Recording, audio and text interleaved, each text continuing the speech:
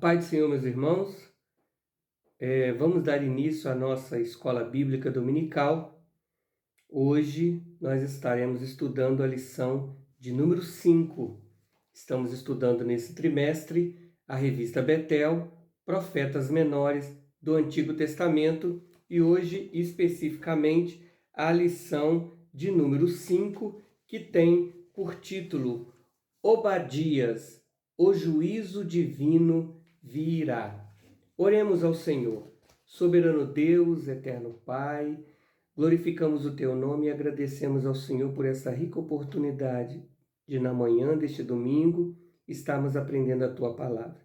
Eu te peço uma bênção especial sobre a vida de cada aluno, participante da Escola Bíblica Dominical, aqueles que estão nos acompanhando, aqueles que assistirão posteriormente, que sejam ricamente abençoados, que o Senhor possa usar e tomar os nossos lábios, meu Deus, para transmitir a Tua mensagem que o Senhor deseja comunicar à sua igreja. Essa é a nossa oração, no nome santo de Jesus. Amém e amém. Meus irmãos, a nossa lição de hoje, ela tem por texto áureo 1 Pedro, capítulo 5, versículo 6, que nos diz assim: humilhai-vos, pois, debaixo da potente mão de Deus, para que a seu tempo vos exalte. Nossa lição, ela tem como texto de referência o livro do profeta Obadias. Ele é apenas um capítulo, os versículos de 1 a 4 e o versículo de número 21. Objetivos da lição de hoje: mostrar o cenário da mensagem de Obadias. Nós vamos ver isso no tópico de número 1. Tópico de número 2, destacar o pecado do povo de Edom. E no tópico 3, apresentar lições de Obadias para os dias de hoje. Verdade aplicada. Andemos em espírito para não sermos dominados pela soberba, revanchismo e ódio, mas revestidos de amor e bondade, confiando no Senhor. A nossa introdução de hoje, ele diz assim: o livro de Obadias tem a peculiaridade de proferir suas palavras contra os edomitas, por causa do mal que causaram a Judá e Jerusalém. A mensagem de Obadias retrata a ira de Deus contra os edomitas. Vamos tentar fazer um pano de fundo aqui para nós entendermos um pouco da nossa lição, o que a introdução está trazendo para nós. Meus irmãos, o livro de Obadias, ele é um dos livros proféticos dos profetas menores, incluídos e relatados, conhecidos como os profetas menores. É o livro mais curto do Antigo Testamento. Obadias, ele aborda a condenação de Edom pela sua arrogância e violência contra o povo de Deus. Apesar de ser um livro bem pequeno, Obadias só tem um capítulo. Esse capítulo aí, relatado em 21 versículos, possui uma mensagem poderosa de denúncia à injustiça e oferece esperança na justiça divina. Eu achei muito interessante, e eu acho que vale a pena a gente ressaltar, a verdade aplicada. Quando o comentarista na Verdade Aplicada, ele nos incentiva a ter uma vida andando em espírito e não permitirmos ser dominados pela soberba, revanchismo e ódio. Gálatas capítulo 5, versículo 1 diz assim: digo, porém, isto, andai em espírito e não cumprireis a concupiscência da carne. Bom, esse texto bíblico, ele está falando do conflito interior no crente, resultando numa completa submissão às más inclinações da carne, que significa voltar ao domínio do pecado, ou numa plena submissão à vontade do Espírito Santo, continuada no crente, submisso ao senhorio de Cristo. Vamos então adentrar a nossa lição para nós vermos o que tem de conteúdo aí dentro do livro do profeta Obadias. Tópico 1, o título é O Cenário da Mensagem do Profeta Obadias. E aí ele vai dividir esse tópico 1 em 3 subtópicos. Primeiro, conhecendo um pouco mais o profeta. Segundo, a mensagem do profeta. E em terceiro, o Deus que comanda a história. Então, no tópico 1, a introdução diz assim: os descendentes de Esaú hostilizavam abertamente os descendentes de Jacó, desconsiderando-os como um povo irmão. Tal comportamento suscitou a ira de Deus e, por meio do profeta, o Senhor anunciou o fim daquele povo. As palavras de Obadias a Edom foram: a soberba do teu coração te enganou. Versículo 3. Subtópico 1.1. Conhecendo um pouco mais o profeta. O nome Obadias significa servo do Senhor. Nada mais é dito a respeito dele e suas palavras revelam um pouco do profeta. Não há consenso quanto à data de sua profecia. É uma das mensagens proféticas mais difíceis de se estabelecer uma data. A título de informação, recorrendo a vários comentários sobre o livro de Obadias, quanto ao aspecto data, as opiniões chegam a variar do 9º até o 2º século a.C. Os profetas Jonas e Naum têm em comum com Obadias o fato de suas mensagens não serem direcionadas para Israel nem para Judá, e sim para a nação uma estrangeira ou a respeito dela. Bom, nós já citamos anteriormente, Obadias é o livro mais curto do Antigo Testamento. Obadias tem apenas um capítulo. Este capítulo contém 21 versículos e nós podemos dividir ele pelo menos em 2 partes. Na primeira parte, do versículo 1 até o versículo 14, nós temos a acusação de Deus contra Edom, tratando acerca do seu orgulho e da sua autoexaltação. No registro bíblico, menciona que eles viviam nas alturas, a ponto de dizerem: quem pode nos derrubar?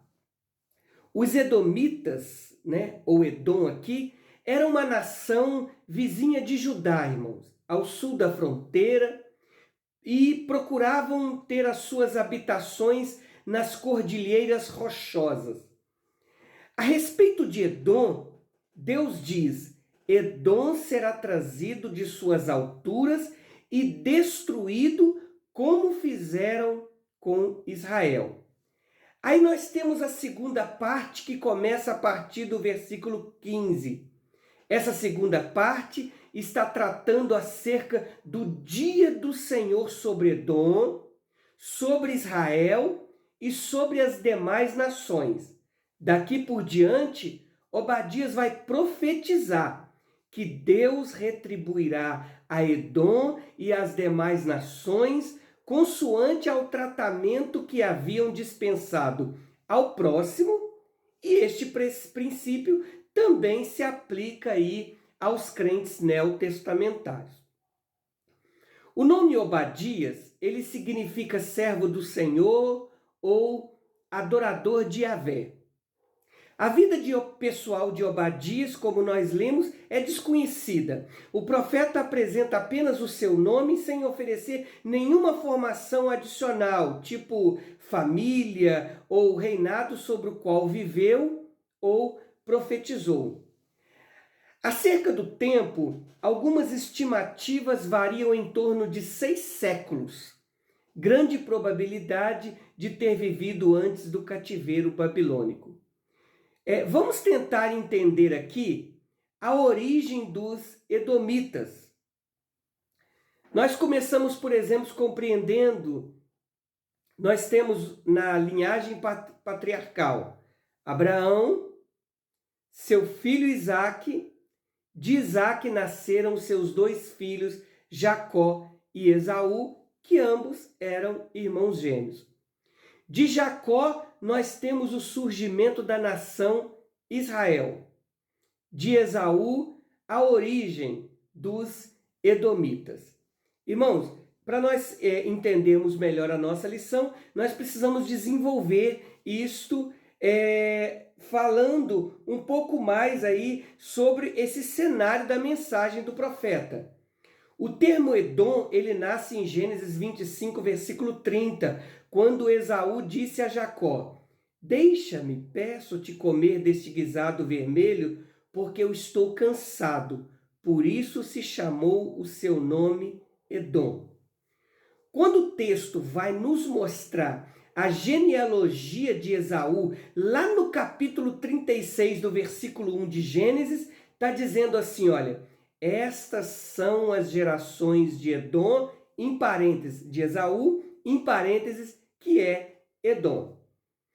Também este nome é dado à região ocupada pelos descendentes de Esaú, nos versículos seguintes do capítulo 36, do versículo 6 até o versículo 9, quando diz: Esaú tomou suas mulheres, seus filhos, suas filhas, todas as almas de sua casa, seu gado, todos os seus animais, toda a sua fazenda que havia adquirido na terra de Canaã, e se foi a outra terra diante da face de Jacó, seu irmão, porque a fazenda deles era muita para habitarem juntos.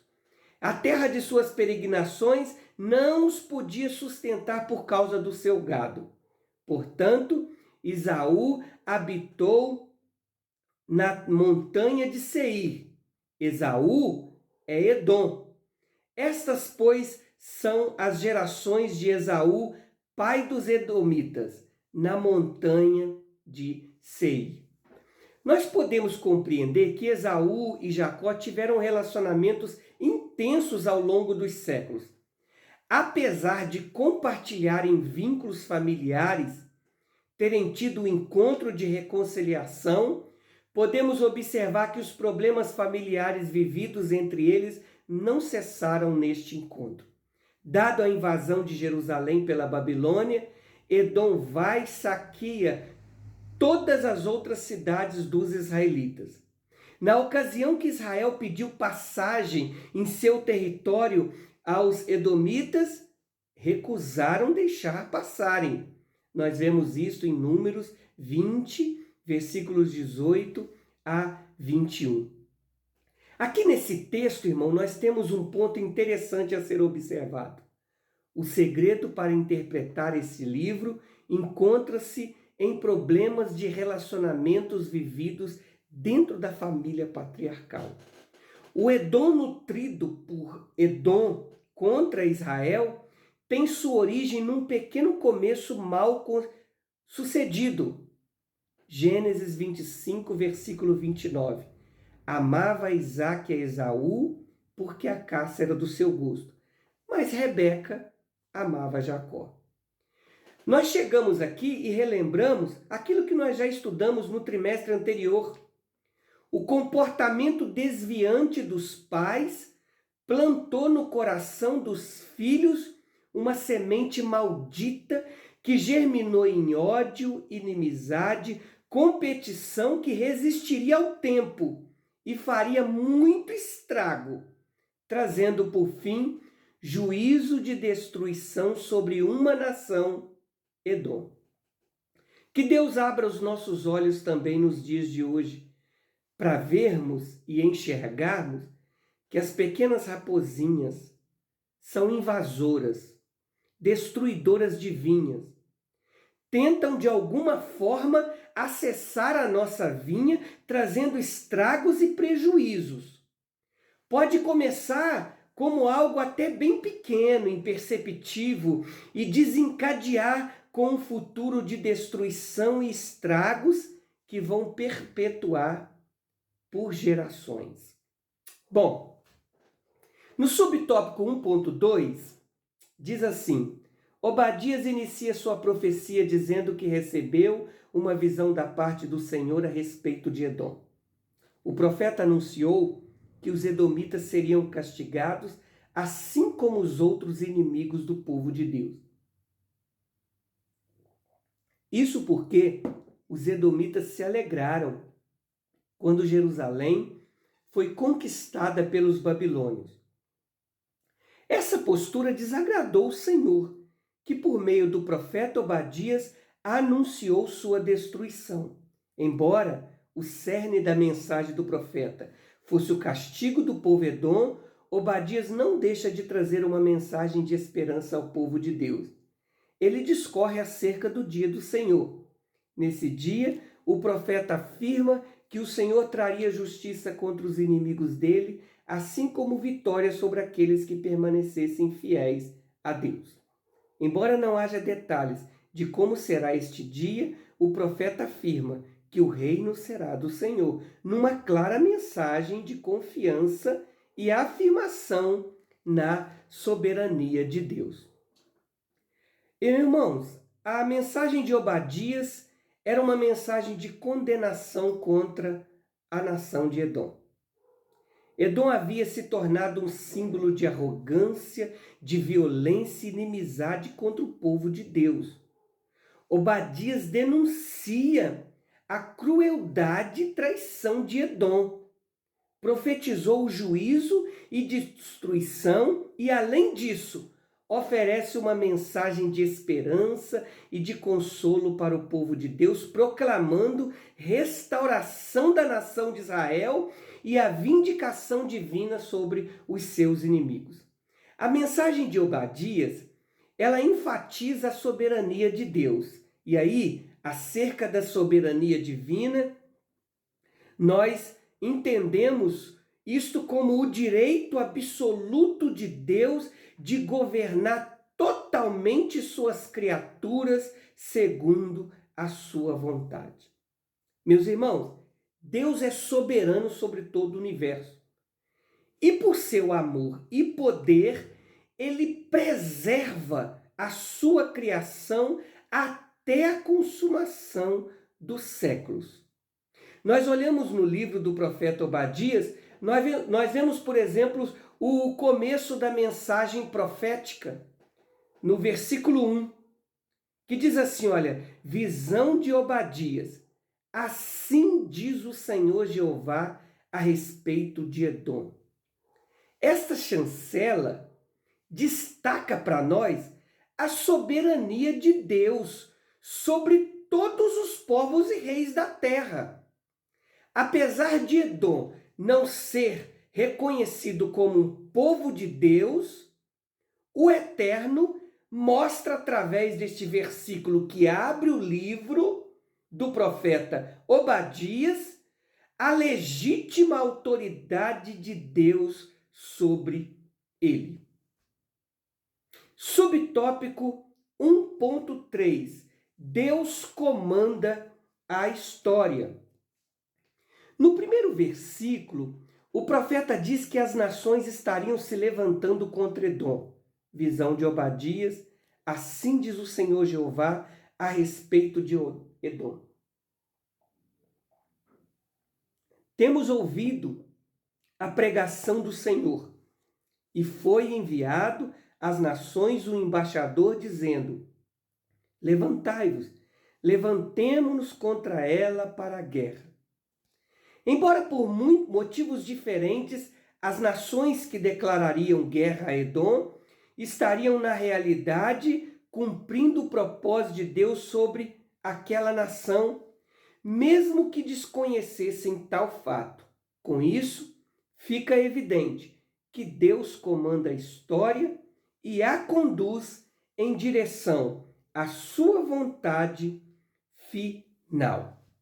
Bom, quando nós lemos esse primeiro versículo, aqui vemos que, embora as nações estivessem indo atrás dos seus próprios intentos, na verdade elas estavam sem saber, agindo debaixo da orientação de Deus. Sendo instrumento nas mãos do Deus soberano para destruir a nação de Edom.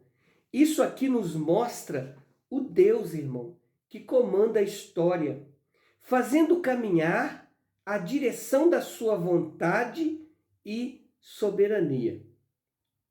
Dizer que Deus é soberano é afirmar que Deus controla tudo e nada pode impedir ou frustrar os seus planos. A Bíblia diz que Deus estabelece reis, Deus derruba impérios, Deus determina o curso de dinastias segundo o seu agrado. Aqui, por exemplo, no livro de Obadias, do profeta Obadias, as nações se levantam contra Edom. E não é um ato como a mera vontade das nações, não. É um ato planejado por Deus. Irmãos, glórias a Deus por isto. Em Obadias, nós podemos ter segurança no Deus soberano que nós servimos. Eu lembro aqui, Salmos 46, versículo 1, que nos diz assim, olha, o Senhor dos exércitos está conosco. O Deus de Jacó é o nosso refúgio. Aleluia! Glórias a Deus! Deus comanda a história. E o Deus que comanda a história vai usar aqui as nações para castigar, para punir Edom. Olha, eu lembro aqui quando eu leio Salmo 46, versículo 1, segundo Crônicas, capítulo 20, quando Josafá, ele toma conhecimento que os amonitas e os moabitas tinham vindo para pelejar contra ele. E o mensageiro disse assim, olha, vem contra ti uma grande multidão. Irmãos, a Bíblia diz assim que Josafá temeu, pôs-se buscar ao Senhor, apregoou jejum e na sua oração ele dizia, Senhor, em nós não há força nenhuma. O Espírito do Senhor desceu sobre Jaziel e disse, Josafá, não temais, nem vos assusteis, essa peleja não é vossa. Enquanto eles sobem a ladeira de Ziz, você vai colocar os cantores para louvar a majestade santa. Lá no versículo 22 do capítulo 20 de 2 Crônicas, está dizendo assim, olha, ao tempo que começaram com júbilo e louvor, o Senhor pôs emboscada contra os filhos de Amon e de Moabe, os da montanha de Seir, que vieram contra Judá e foram desbaratados. Irmão, creia, Deus está no comando. Deus está no controle e Ele não perde o controle de nada. A história da humanidade, a história do povo de Israel, a história da igreja está sob o controle de Deus. Eu estou me lembrando de uma história que é contada de um certo menino que entrou no avião. E aí ele sentado, ele pegou uma folha e começou a desenhar, colorir. E um homem observava aquele menino, aquele garotinho. E a história diz que começou a haver turbulências, sacudindo bruscamente, trazendo pavor, assustando os passageiros, e nada tirava a calmaria e a tranquilidade daquele menino que estava comportando na maior naturalidade. E aquele homem, preocupado devido às turbulências dos ventos que estavam trazendo turbulências àquele avião, se aproxima daquele menino e pergunta, meu filho, você não tem medo? Ele diz, não, eu não tenho medo. O meu pai é o piloto. Meu irmão, Deus é o piloto da nossa embarcação, do nosso avião. Deus é o comandante da nossa embarcação. Quem é que está no comando do seu navio? Descansa. Em Deus não existe crise. Ele está acima das crises porque Deus é soberano. A nós resta confiar inteiramente. Amém, meus irmãos? Bom, tópico de número 2. Os pecados cometidos por Edom, que o levaram a este terrível juízo, foram orgulho e crueldade. Por isso o orgulho deles os destruíram, pois pensavam que sua posição geográfica seria um empecilho aos ataques inimigos e uma imbatível proteção contra qualquer tentativa de guerra.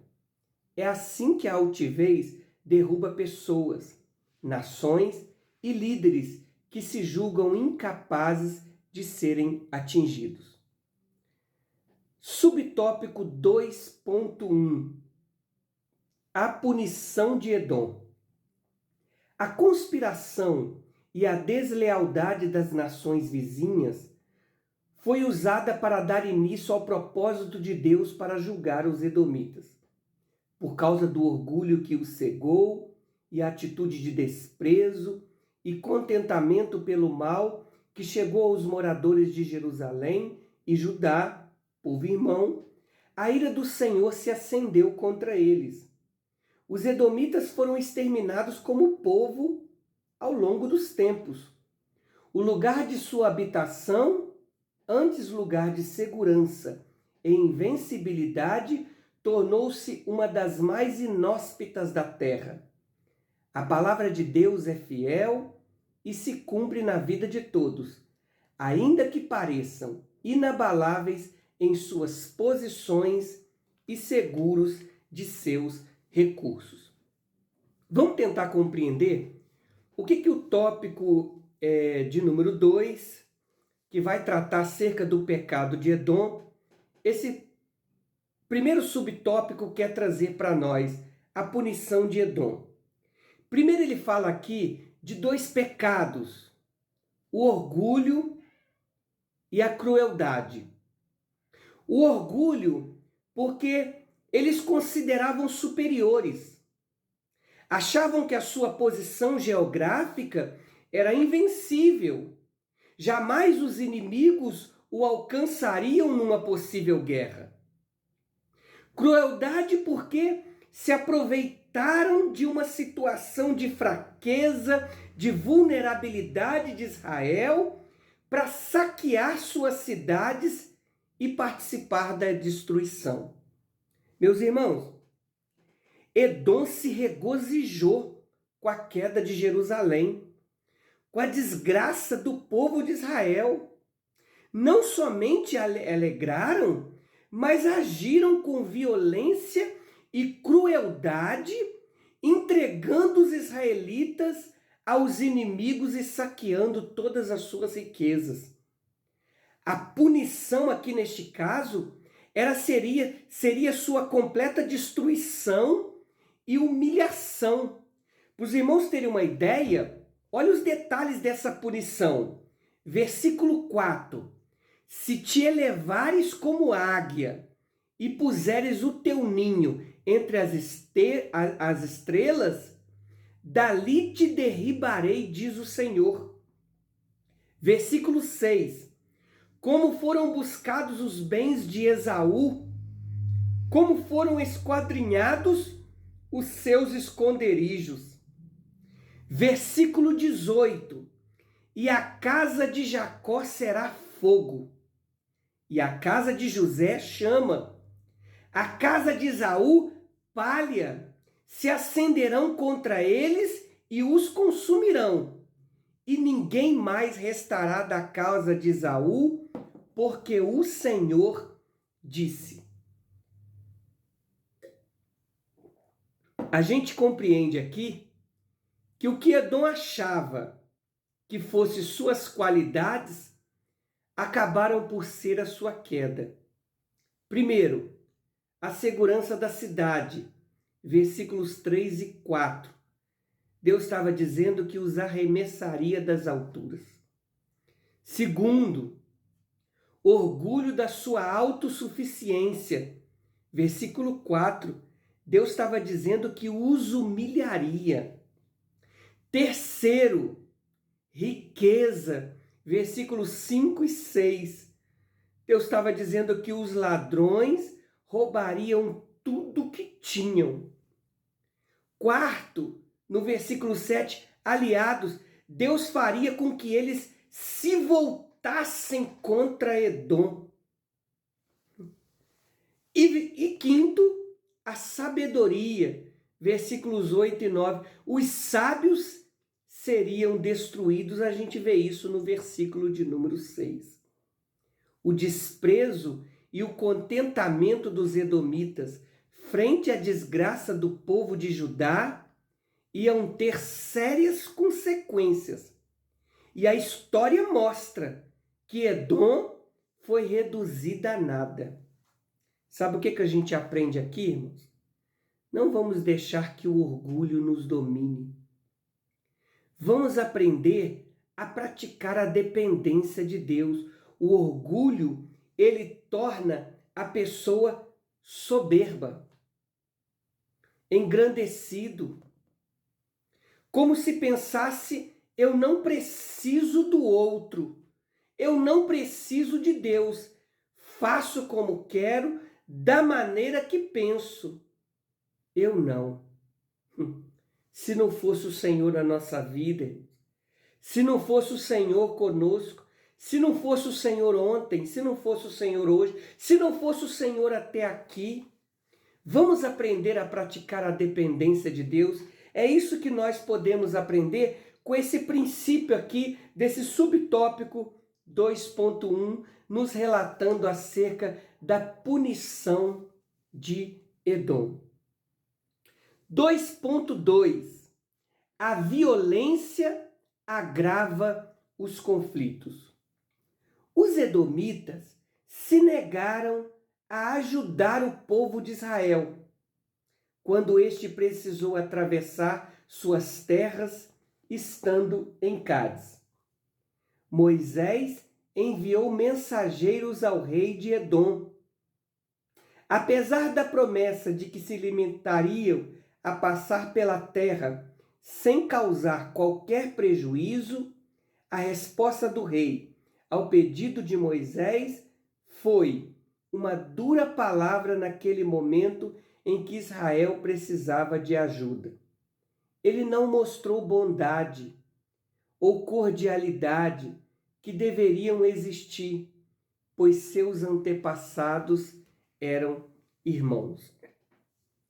Nós vemos aqui que os edomitas, eles se negaram a ajudar o povo de Israel nos momentos de necessidades.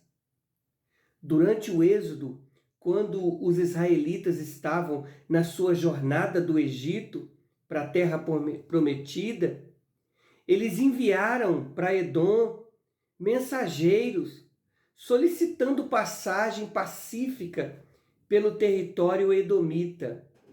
Os edomitas recusaram e ainda se puseram em posição contra os israelitas. A gente vê isto relatado em Números, no capítulo 20, versículos 14 a 21. Isso é o que o subtópico está demonstrando aqui para nós. Demonstrou uma profunda falta de compaixão dos edomitas em relação aos seus irmãos israelitas, nem tampouco considerando, afinal de contas, ambos eram irmãos, descendentes de Abraão.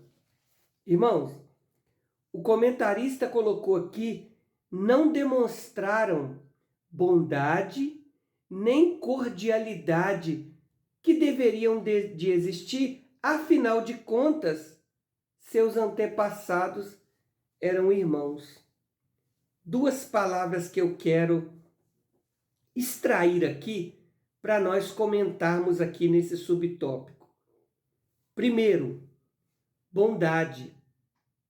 A bondade, irmãos, nós podemos extrair aqui ela é uma característica do fruto do Espírito que precisa ser gerada no crente.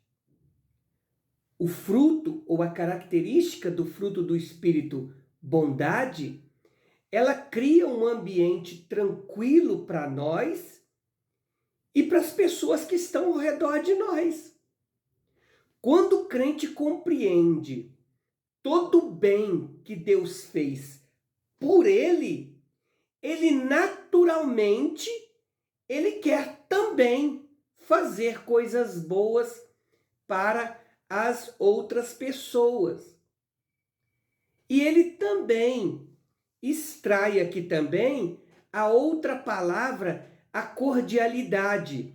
Ele está usando esta palavra bondade e cordialidade justamente porque quando Israel pediu passagem para o povo de Edom, para que eles pudessem passar pelas cercanias, pelo território de Edom, foi negado pelos edomitas, que além de negar, se colocaram também em posição contra os israelitas.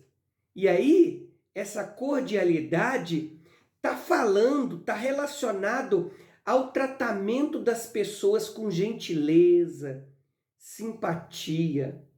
Meus irmãos, nós precisamos exalar o bom cheiro de Cristo por onde nós passamos.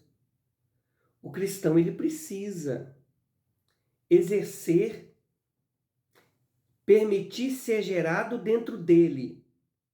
A bondade é uma característica do fruto do Espírito Santo na vida do crente, do novo nascimento, do crente agora regenerado, e buscar ser cordial. O mundo, ele não lê a palavra de Deus, a Bíblia Sagrada. A Bíblia que o mundo lê é a vida do crente.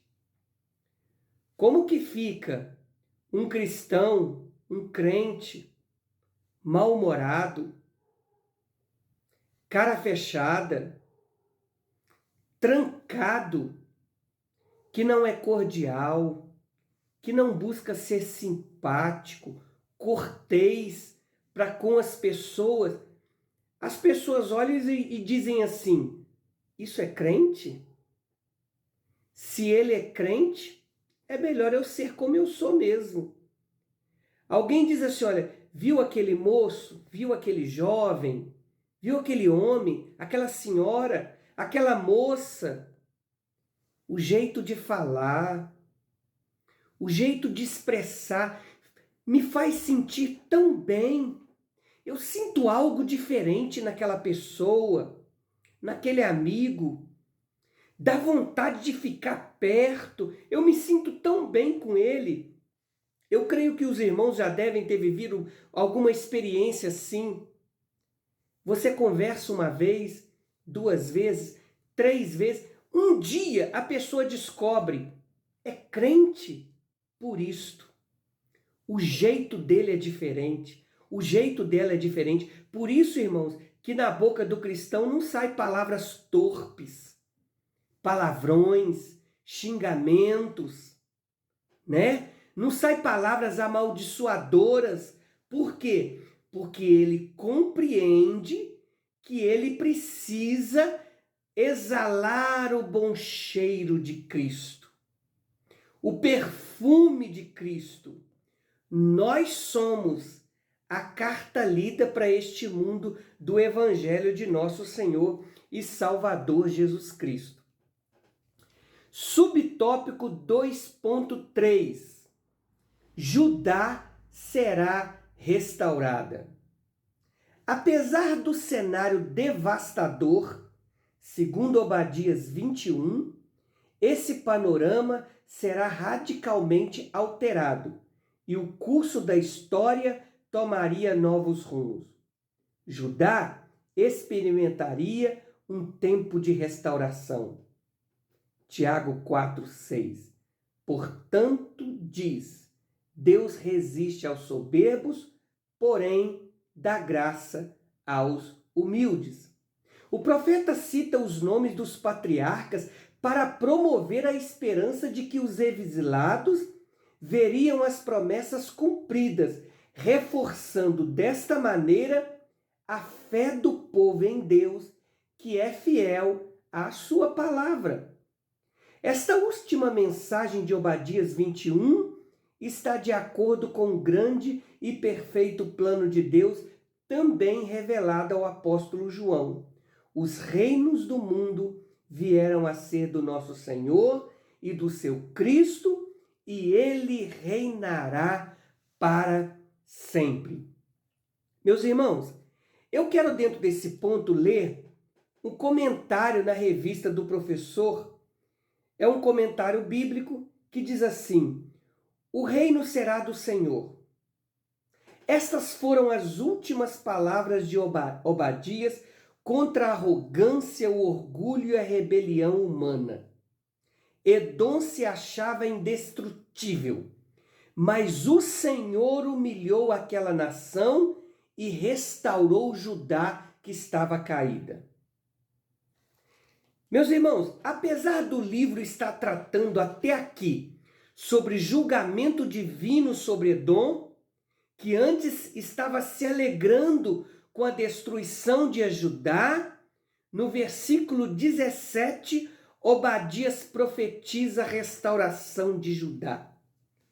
Isso indica para nós que, apesar da adversidade enfrentada por Judá, há uma promessa de salvação e restauração para o povo do Monte Sião.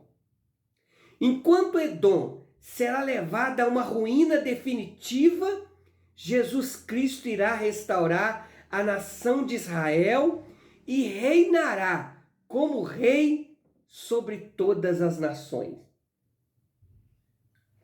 Aqui a gente lembra Apocalipse, capítulo 11, versículo 15, que diz assim, olha, os reinos do mundo vieram a ser de nosso Senhor e do seu Cristo, e ele reinará para sempre. Versículo 21, e levantar-se-ão salvadores no monte Sião, isso no livro do profeta Obadias, para julgarem a montanha de Esaú, e o reino será do Senhor. Obadias também está vislumbrando tudo que Deus ainda irá fazer em favor do seu povo. Essa palavra que Obadias usa, salvadores aqui, ela pode ser traduzida também por juízes. O Monte Sião aqui é o símbolo do céu, onde os remidos vão se assentar para julgar todos os povos. Aqueles que estiverem no Monte Sião vão julgar os do Monte de Esaú. Israel vai julgar Edom. Os salvos vão julgar os ímpios e a igreja julgará o mundo. Obadias, irmãos, está saindo aqui do particular para o geral, dizendo: o Senhor julgará Edom, mas também julgará todas as nações. Quando a gente chega aqui, a gente pode concluir nesse subtópico 2.3, uma coisa nós podemos estar certos: o dia do Senhor virá e o reino será do nosso Deus. Aleluia! Glória seja dada ao nosso Deus para sempre, de eternidade a eternidade, porque ele reinará. Ele se assentará sobre o seu trono e reinará e julgará Edom e todas as nações pelos seus feitos. Amém, meus irmãos?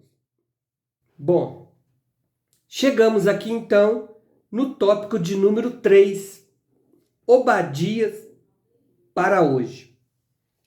A profecia de Obadias foi uma denúncia contra o comportamento do povo de Edom, que não conseguiu restaurar um relacionamento saudável por causa do problema entre os irmãos Esaú e Jacó. A hostilidade entre os irmãos se perpetuou através das novas gerações. Embora os irmãos tenham se acertado, as gerações seguintes se sentiram prejudicadas e adotaram um comportamento de rejeição e rivalidade com os descendentes de Jacó.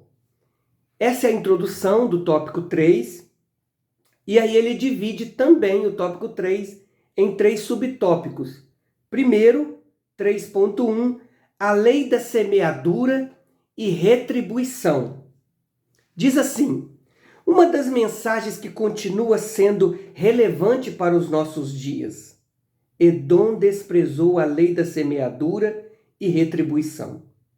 Sua arrogância o enganou a tal ponto que chegou a considerar que estava acima desta lei e que, portanto, jamais seria alcançado por ela.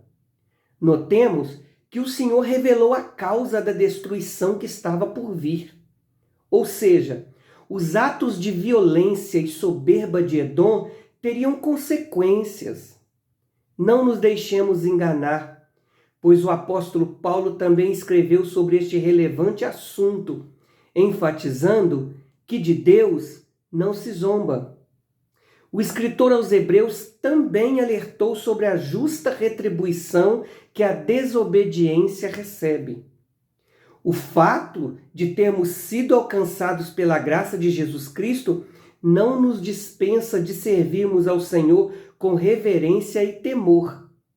Aprendemos com esta reflexão, a partir de Obadias e à luz da mensagem do Novo Testamento, a importância do arrependimento, vigilância, temor, humildade e um contínuo andar em espírito.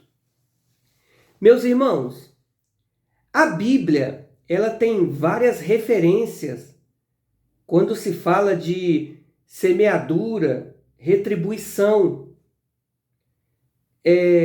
Inclusive, a semeadura e a colheita é um princípio espiritual que descreve como que as nossas ações e as nossas escolhas, elas possuem consequências. Nesse caso aqui, do livro do profeta Obadias, nós podemos ver, por exemplo, o caminho escolhido por Edom foi o caminho do ódio, o caminho da soberba, o caminho da crueldade para com seus irmãos. Você vai observar que esse termo lei da semeadura, retribuição, a gente não vai encontrar isso na Bíblia diretamente, mas os princípios dela nós encontramos em vários versículos. Provérbios capítulo 11, versículo 18 diz assim, olha, o perverso recebe um salário enganoso, mas quem semeia justiça colherá o verdadeiro galardão. Provérbios, capítulo 22, versículo 8, diz assim, o que semeia injustiça, cegará males. Gálatas, capítulo 6, e versículo 7, diz assim, olha, pois o que o homem semear, isto ceifará. Irmãos, vamos aprender uma coisa. Não leva para sua casa, não leva para sua história problemas mal resolvidos, não. Na história que nós estamos relatando aqui, Jacó consertou com Esaú, mas o resquício ficou entre os descendentes que fizeram a escolha errada. Plantar, irmão, é uma opção minha, é uma opção sua. Colher é uma garantia. Alguém pode até dizer assim: que isso? Eu sou crente. Isso não te isenta da colheita. Plantou? Vai colher de acordo com aquilo que você semeou. Quem planta cereal, vai colher cereal. Quem planta fruta, vai colher fruta. Não tem como plantar laranja e colher limão. Não tem como plantar limão e colher laranja. Interessante que quando a gente fala de semeadura, colheita, Jesus ele contou a parábola do joio e do trigo, ensinando que às vezes nós plantamos coisas boas e o inimigo ele vem e ele também semeia coisas ruins, misturando no meio as sementes. Mas Jesus ensina que nós não devemos separar o bom do ruim para nós não corrermos o risco de repente, arrancar o bom junto com o ruim. Então, irmãos, nós aprendemos aqui que enquanto nós tivermos oportunidade de semear o bem, nós devemos semear o bem. Tiago 4,17 diz assim, olha, aquele, pois, que sabe fazer o bem e não faz, comete pecado. Irmão, não é eu que estou falando isso não, é a Bíblia, é a palavra de Deus. Quantas pessoas permitem os seus corações serem enraizados, arraigados por mágoa, tristeza, angústia, sentimento de vingança, o seu senso de justiça próprio. E aí com isso tem a oportunidade de semear o bem, mas semeia o mal, com a intenção de promover o mal para o outro, para o próximo. Irmão, vamos atentar para aquilo que a palavra de Deus está nos ensinando. Eu quero que fique gravado na sua memória este texto bíblico. Tiago 4,17. Aquele, pois, que sabe fazer o bem e não faz, comete pecado. Quantas das vezes a gente está preso a tentar buscar e compreender melhor o que vai ser pecado naquilo que é mais corriqueiro do dia a dia, do cotidiano, adultério, fornicação. Mas a Bíblia aqui está nos dizendo claramente, quem é omisso na prática do bem, mas sabe como fazer, tem como fazer, pode fazer, e se omite, ele está cometendo o pecado. Que Deus tenha misericórdia de nós. Fica uma pergunta para nós aqui. O que nós temos plantado? Eu até acho interessante que lá em Gálatas, capítulo 6, versículo 9,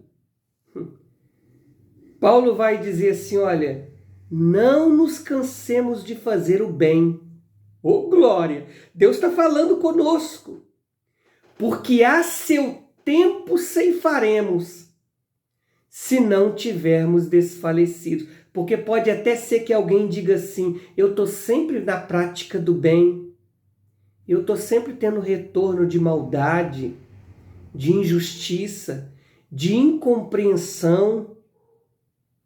A palavra de Deus está nos orientando, não cansa não, continua fazendo, continua plantando, continua semeando. A seu tempo. A semente plantada, irmão, uma dura um determinado tempo, outra demora um pouco mais.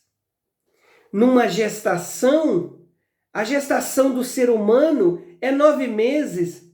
Entre os animais, Tem tempos diferenciados. Mas a Bíblia, o texto bíblico diz assim, olha, se não tivermos desfalecidos, não vamos permitir que os comportamentos alheios, errôneos à nossa volta, nos impeça de continuar semeando bem, praticando bem, entendendo e compreendendo a seu tempo haveremos de ceifar. Há um tempo para tudo. Tem tempo de plantar, tem tempo de colher o que se plantou. Amém? Faça o bem, você. Faça o bem, eu, Edson, faça o bem. Continue praticando o bem. Esse é o nosso papel. Amém, meus irmãos? Bom, 3.2. O dia do Senhor. Sobre o dia do Senhor, Obadias, assim como os demais profetas, traz ensinamentos de que Deus exige justiça. Não apenas em um futuro distante, mas também no tempo em que os acontecimentos se desenrolam contra seu povo. Porque o dia do Senhor está perto. Sobre todas as nações, como tu fizestes, assim se fará contigo. A tua maldade cairá sobre a tua cabeça. Versículo 15. O amor e a misericórdia de Deus não permitem que ele compactue com o pecado e a desobediência dos homens.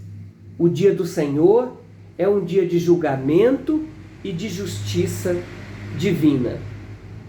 O comentarista colocou aqui um comentário bíblico, Moody. Ele está dizendo assim, olha, o dia do Senhor é o dia que Deus vai julgar a perversidade e vingar a justiça. Deus é misericordioso, mas Deus não vai tolerar o pecado para sempre. Quando o pecador, individual ou nação, ignora completamente as regras divinas, ele vem para julgar e vingar. Os juízos do Senhor se basearão sobre a justiça, não no capricho ou na vingança. O castigo não será menor, nem maior que os crimes cometidos. A sentença de um pecador não será desproporcional aos seus pecados, mas por ter certeza de que sofrerá por seu pecado. Quando nós olhamos esse conceito dia do Senhor, ele é discutido em outros livros proféticos também. Nós estudamos recentemente o profeta Joel. Amós, na semana passada, também falou. Nós temos Sofonias, Malaquias, que nós ainda vamos estudar. O profeta Isaías fala do dia do Senhor. As cartas, Paulo escreve nos 1 Tessalonicenses, 2 Pedro, a carta do apóstolo Pedro, também fala em outros. Isso simboliza para nós que está chegando o tempo designado por Deus para a punição. O castigo chegará no devido tempo. O dia do Senhor, irmãos, ou o dia da justiça divina, chegará às nações. Deus vai colocar na sua balança e se verá as maldades que foram feitas.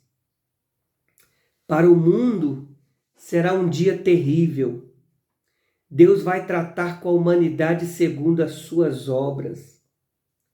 Para Israel vai ser um dia de dor, de sofrimento, mas mesmo assim, Deus promete que vai restaurar o seu povo, que finalmente vai reconhecê-lo como Messias prometido. Para a Igreja de Cristo, esse dia vai tratar dos eventos que vão entrar em vigor a partir, em torno aí da segunda vinda de Cristo, quando a igreja for arrebatada Esse dia vai começar com um período de tribulação que vai se instaurar na terra com juízos e sentenças divinas. Que nós continuemos pregoando, anunciando. O dia do Senhor virá para julgar. Não vai ter como se esconder. Não vai ter como fugir. Os homens gritarão, montes, rochas, cai sobre nós, mas não vão conseguir fugir, não vão conseguir se esconder da presença daquele que trará julgamento às nações, aos povos, pelos seus comportamentos e pelas obras praticadas até o tempo então. Chegamos aqui ao subtópico 3.3, o alerta de Obadias. A profecia de Obadias é uma clara mensagem contra o orgulho, a arrogância, a falta de cordialidade, empatia entre os homens, principalmente entre aqueles que deveriam se mostrar solidários e não hostis para com seus irmãos. Não se deve rejeitar a ajuda àqueles que se encontram em circunstâncias adversas por causa de situações mal resolvidas no passado ou mesmo alegrar-se por isto. Fica claro também, o mau comportamento de alguém não é justificativa para que outros assim procedam. Mesmo quando os edomitas negaram ao povo de Israel passarem por suas terras, a ordem do Senhor é que não deveriam revidar. O comportamento de Jacó com a sua família no passado não significava autorização para que os edomitas agissem com hostilidade e desprezo com os descendentes dele. O desejo de justiça por algo ou alguém pode facilmente ser confundido com vingança. Vamos buscar ganhar riquezas, irmãos, através do nosso tempo. Às vezes perdemos tanto tempo com coisas que não são somatórias. Podíamos ganhar muito mais este tempo contribuindo para o reino. O alerta do profeta aqui nos ensina que a justiça de Deus prevalecerá. Todos e todas as nações serão responsabilizados por suas ações diante de Deus. Que possamos atentar para uma vida andando em espírito. Não venhamos a ser presa fácil das vontades e os desejos da nossa própria carne.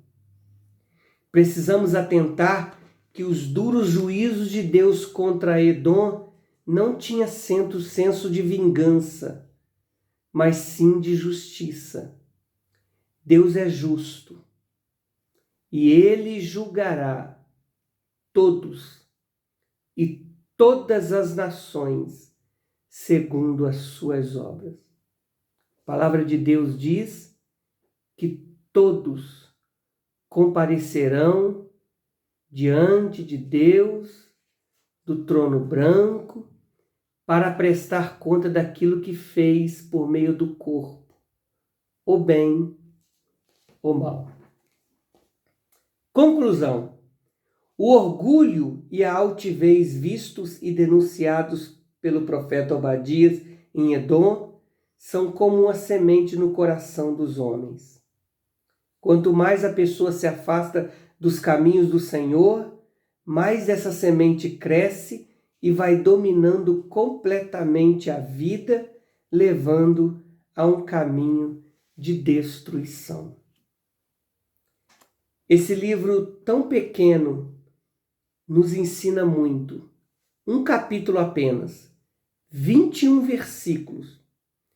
Um dos ensinos mais importantes que nós temos aqui é que Deus não vai permitir que a injustiça prevaleça. Ele é juiz justo, que trará justiça e retribuição aos opressores. Chegamos ao final de mais uma lição. Deus em Cristo vos abençoe. Que você tenha um domingo abençoado. Eu agradeço a rica oportunidade ao nosso pastor Moisés. Que Deus abençoe cada um dos irmãos. Quando forem orar, ore por nós. Ore pelo evangelista Edinho, para que Deus possa continuar me abençoando, abençoando a minha vida, meu ministério, minha casa. Deus os abençoe rica e abundantemente. Tenha um domingo abençoado na presença do Senhor. Vamos orar para agradecer ao Senhor? Deus nosso Pai, eu quero agradecer ao Senhor por essa aula dominical, pela vida de cada aluno que nos acompanhou até aqui, que o Senhor possa abençoar. Continue, meu Deus, falando pelo Teu Espírito ainda mais em cada coração, em cada mente. Senhor, que esta lição de hoje ela sirva de aprendizado para nós.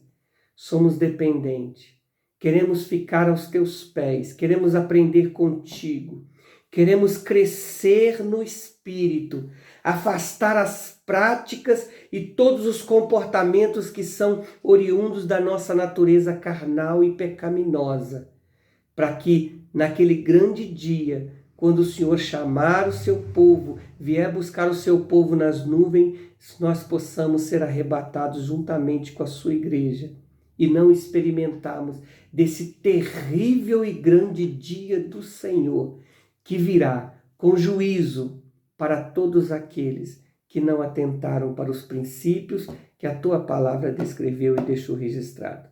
Continua nos concedendo a tua bênção. Essa é a nossa oração no nome santo de Jesus. Amém e amém. Deus te abençoe. A paz do Senhor Jesus para os irmãos. Paz do Senhor.